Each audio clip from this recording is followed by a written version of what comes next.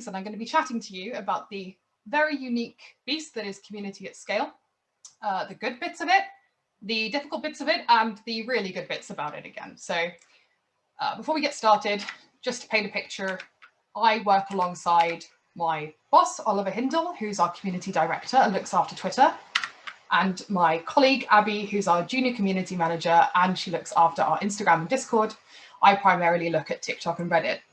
Our channels are split because they are considerably large, and this gives us the opportunity to get a really good true voice of player, which we're going to go into. So we work alongside our customer support team, who are fantastic, our marketing department, and closely with our development teams. This is a little bit reductionist because obviously we also work with art depending on what it is we're looking at.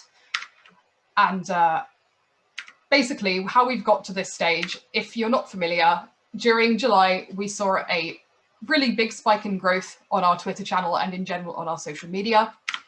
And during August, that was exacerbated considerably. So we went through quite a stage of hypergrowth. And what that means is we've learned a lot. So every single channel grew. We had new communities popping up everywhere, from Facebook groups, Discord channels, subreddits, YouTube channels, forums, websites we'd literally never even heard of. And our communities started spawning smaller new communities amongst themselves, like community mitosis. So it's very unique. This is a conservative guess, but I would say that our audience size hit well over 2.5 million if you were to actually add up these individual communities. One of the biggest Discord channels, I think, at the time, hundreds of thousands on Reddit, and we've learned a lot by seeing all of these very active voices.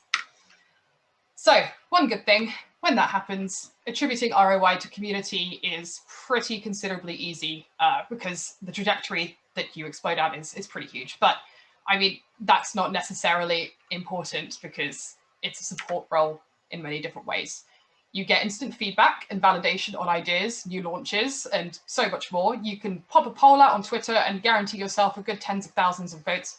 Whether they're all active players is another thing, but you can easily gauge sentiment. This is a good example. I mean, there might be people here who aren't active players, but it's a clear split on this poll.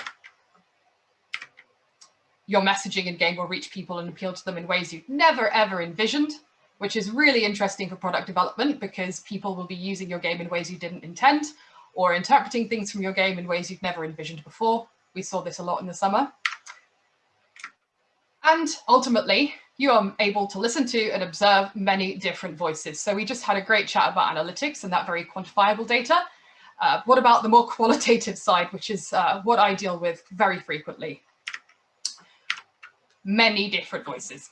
So this is the most interesting part of community management, and I think where it feeds into development really interestingly. So there is no such thing as one community voice.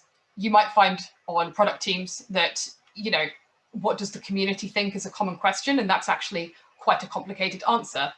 There is no such thing as what the community thinks. There are different communities who might have different opinions on it depending on how they use the game.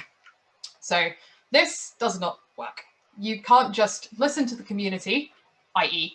just take tangible inbound requests from them, pop them into your game and think that's the secret to growth, because it just isn't, for reasons that I'm going to explain. So community doesn't always have a full idea of roadmap of features and upcoming releases. And actually, that's a good thing.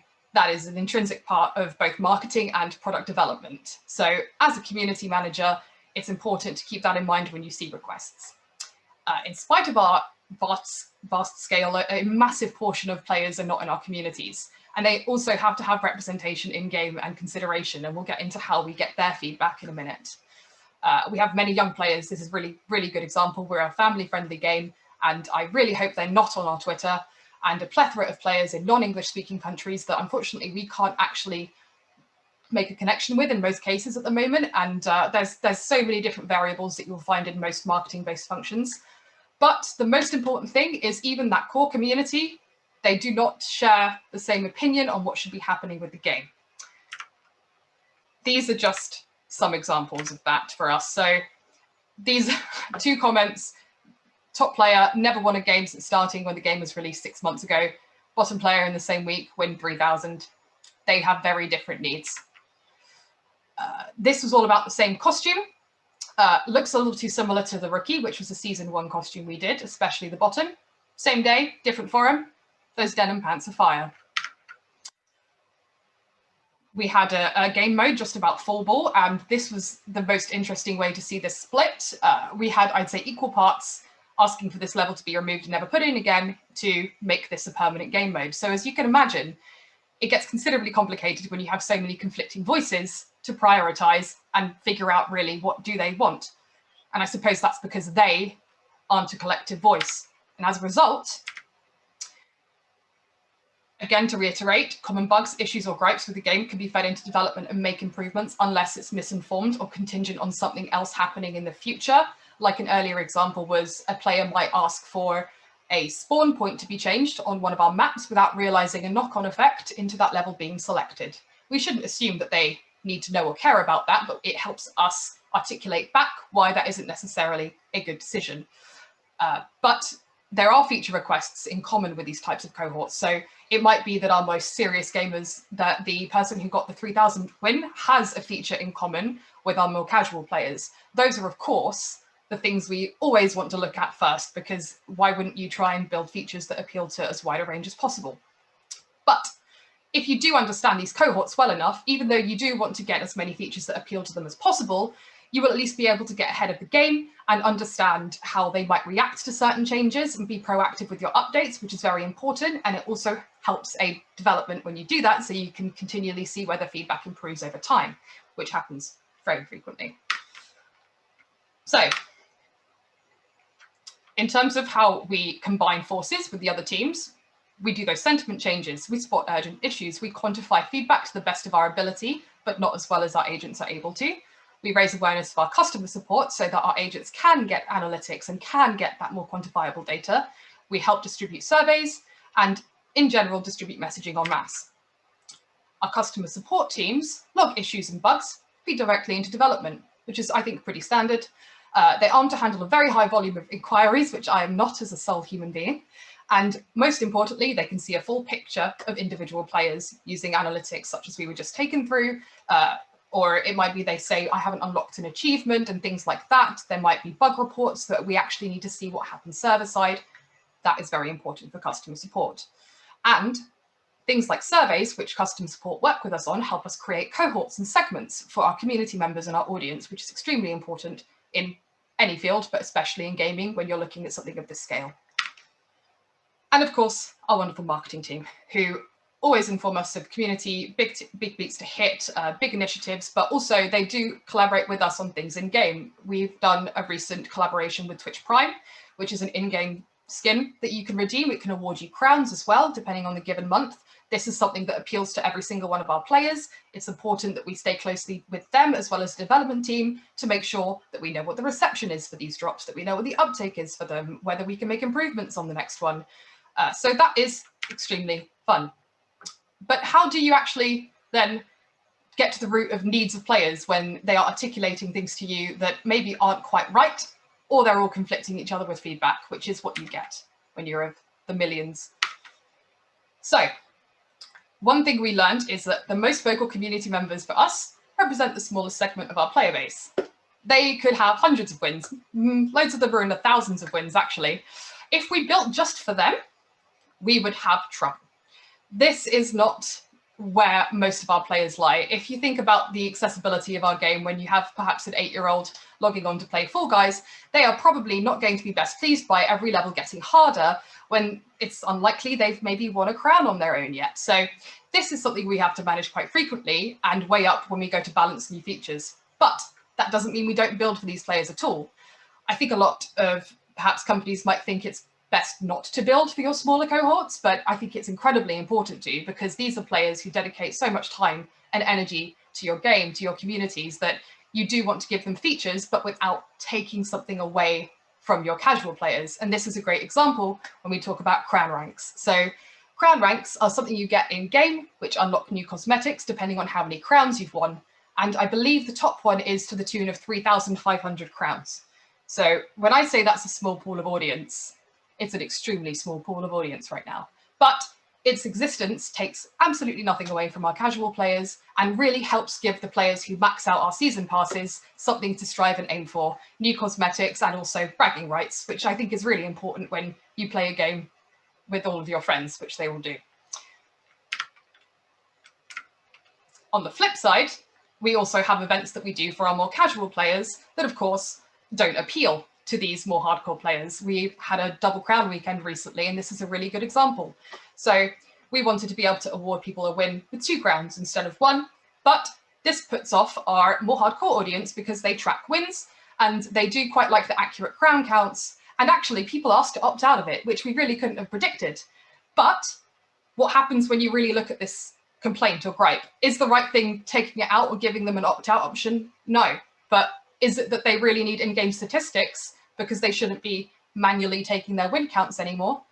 Probably. So out of this kind of pain point, you actually have a feature that adds a lot of value to every players, even though they may not have intended to reveal a feature to you. And that's really important in any stage of development cycle, is that you have to kind of understand that customers don't know what they want necessarily, or players don't know what they want, but they know what they don't want and they know how they want to feel. So you do have to help figure out those kinds of needs. And again, opportunity stems from that. So what we like to do, and what we really want to get into the habit of doing more, is when we do see these kinds of ideas, other ways we can test and validate them via our communities without necessarily putting in development pressure or building a feature and just seeing how it goes, because time is super precious in this field. So this is a great example. We tried a weekly Crown League using the analytics that we do have to hand. We can test appetite for it, see requests. We can add more dimension to these players that we know are really engaged with our communities, aid their conversations, and help inform development teams on, is this a feature you think they're going to use? Should it be total crowns? Should we do more? Should we do less? It's really, really good to do these kinds of things and extend the player experience beyond the game if you have it in your ability. And I think that is crucial when you're dealing with it at the scale that we do. So all of us then feed in to the development team. So using our combined knowledge from customer supports, analytics, survey results, all of our community sentiments, the different cohorts that we create, we help prioritize fixes and features, which seems basic, but is actually super important, because if you were to take everyone's feedback, you would have a list of roughly 10,000 things, and you cannot give anyone a list of 10,000 things in anyone's life. So prioritizing is super important. And we regularly meet with development teams, keep an eye on roadmaps. Can we add any value? Like, it might be, let's say you have an FPS and they've said, oh, we really fancy changing the default color of a crosshair. You might have it anecdotally that, you know what, everyone always says they want a green one. Although that sounds quite rudimentary, it's little things like that that get you a really quick win with your community. It shows that you know what you're doing and that you know your players without actually adding on to development if there is not otherwise space or time. That's easily one of the favorite things that we do. So spot fires and yell about them. It's part and parcel of game dev, of course. As a CM, it's also my job to manage expectations and also see how people react to issues going wrong. Can we do this better next time? Is there a different way we can communicate? All of this helps with development perception, which is great. And manage player expectations, which is pretty much what I just said. And then development, working community feedback to future plans, incorporate changes where possible. Can we alleviate any pain points? Can we surprise and delight our players? That's something we always try and think about proactively where we can. And of course, this is all completely reliant on proactive communication back to teams, ensuring players get the most up-to-date information, and just making sure if you have community representation that your community feels managed. We're not social media managers, and it's important that we're able to have that workflow to keep things smooth. And of course, we are called, like the bat signal, if anything is delayed, anything is needed. Is there something we can do to try and help our players feel like, you know, we are player-centric, even though something might happen? Is there something we can do to make them feel better? Or is something super awesome coming out to make sure that every single one knows about it? So with all of those things combined, eventually you do have yourself a great, well-rounded game, eventually appealing to as many player types as possible, with content and experiences that extend far beyond the game itself. I always say that the best products have unused features. My mobile phone is in front of me. I think I use 5 out of the many apps in there. Although game dev isn't quite in tech product development, there are so many things you can learn from that. From accessibility options to make sure that you are doing what you can to make sure as many people as possible can play your game, to building features that perhaps only appeal to your most loyal players because you want them to know that you recognize what they're doing and you care. So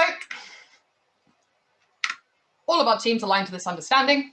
No matter what we create, some players are going to love it, some are going to dislike it. We're of a scale now that you could pretty much give a player free puppies and you have to understand some prefer kittens and some are allergic. And that is just how things go.